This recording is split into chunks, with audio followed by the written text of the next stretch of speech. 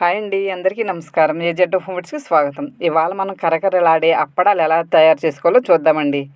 దీనికి కావాల్సిన పదార్థాలు ఏమేమి కావాలో కూడా చూపించేస్తాను. ముందుగా పల్లీలు వేపుకొని పొట్టు తీసుకొని ఉంచుకోవాలి. ఇలా పొట్టు తీసి ఉంచుకున్న తర్వాత మనం 2 కేజీల పిండి అయితే ఆడించి ఉంచుకున్నానండి. బియ్యం రేషన్ బియ్యం. అవి అయిన తర్వాత ఒక ఎల్లుల్లిపాయ కచ్చాపిచ్చా దంచుకొని అది వేసుకున్నాం. పచ్చెనపప్పు ముందుగానే నేను నానబెట్టి ఉంచుకున్నాను. పచ్చెనపప్పు కూడా వేసుకొని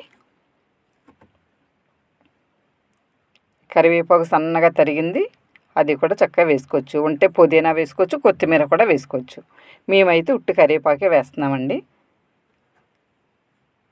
పల్లీలు కూడా వేసేసుకొని, పల్లీలు అయితే కొద్దిగా ఎక్కువే వేస్తున్నాము. మనం తినేటప్పుడు అప్పడాలు చాలా టేస్ట్గా ఉంటాయి. ఈ పల్లీలు కూడా వేసుకొని రుచికి సరిపడగా ఉప్పు కూడా వేసుకుందాం. పచ్చికారం 2 స్పూన్లు. మీకు కారం కావాలంటే కొంచెం ఎక్కువ వేసుకోవచ్చు, కారం అంత అక్కర్లేదు అనుకుంటే తగ్గించుకోవచ్చు. అది మీ ఇష్టాన్ని బట్టి కారం అయితే ఉంటుంది. మేమైతే 2 స్పూన్లు వేసామండి 2 కేజీల పిండికి. వేసి మొత్తం అంతా ఒకసారి ఇలా కలిపేసుకోవాలి. ఉప్పు, కారం, మనం వేసిన పప్పులు అన్నీ చక్కగా కలిపేసుకుంటే మనకి పిండి అంతా కలుస్తుంది అన్నమాట.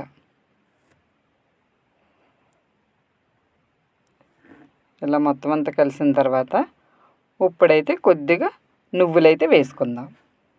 నువ్వులు వేసుకుంటే రుచి బాగుంటుంది, మనకి కాల్షియం కూడా ఉంటుంది కాబట్టి నువ్వులైతే వేసుకుందాం.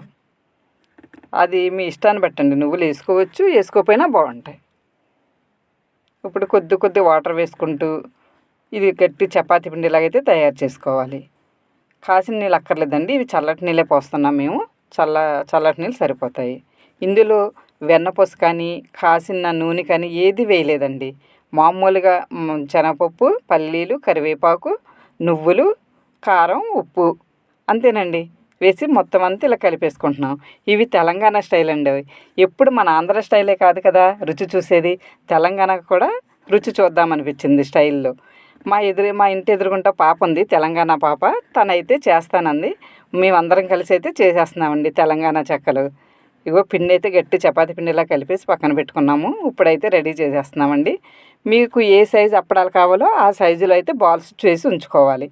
తర్వాత మనం చపాతీ పిండి చేసుకుంటాం కదా మిషను, దాని మీద పెట్టి నొక్కుకున్నాం అనుకోండి పలచగా వస్తాయి. అప్పడాలు చేయడం త్వరగా కూడా అయిపోతుంది మనకు పని.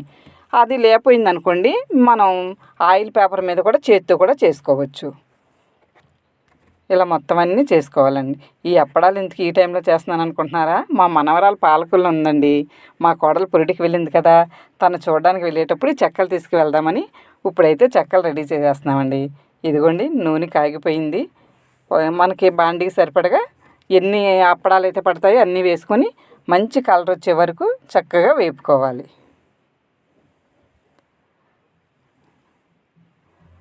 నేనైతే ఎప్పుడు చెక్కల్లోనూ ఇలా వెన్నపూస కానీ కాగిన నూనె కానీ వేస్తానండి. కానీ ఈ పాప అదేం అవసరం లేదంటే ఇలా చేద్దాము, మా స్టైల్ అయితే ఇలా ఉంటుంది అన్నది. సరే అయితే అది ఆ స్టైల్ కూడా చూద్దామనిపించిందండి. ఇవి కూడా చక్కగా మంచి కలర్ వచ్చి కరకరలాడుతూ బాగుంటాయి. ఇవ్వండి మొత్తం అన్నీ ఇలా కొన్ని మంచి కలర్ వచ్చిన తర్వాత మిగతా మనం ఎన్ని అప్పడాలు చేసుకున్నాం అన్నీ కూడా అదే మాదిరిగా వేపేసుకొని చక్కగా ఒక బేస్ నీళ్ళు అయితే వేసుకున్నాం అనుకోండి చక్కగా త్వరగా చల్లారుతాయి. కానీ డైరెక్ట్గా డబ్బాలో వేసుకున్నాం అనుకోండి అప్పడాలు చక్కగా ఆవిరి పట్టేసి బాగుండవు. ఎప్పుడు చల్లార్చుకోవడానికి వెడల్పు గిన్నెలు వేసి ఉంచుకోవాలి. అంతేనండి, కరకరలాడే తెలంగాణ స్టైల్ అప్పడాలు రెడీ అయిపోయినాయి. అంతేనండి. మీకు నచ్చిందా? మీకు నచ్చితే కనుక లైక్ చేయండి, షేర్ చేయండి, సబ్స్క్రైబ్ అండి.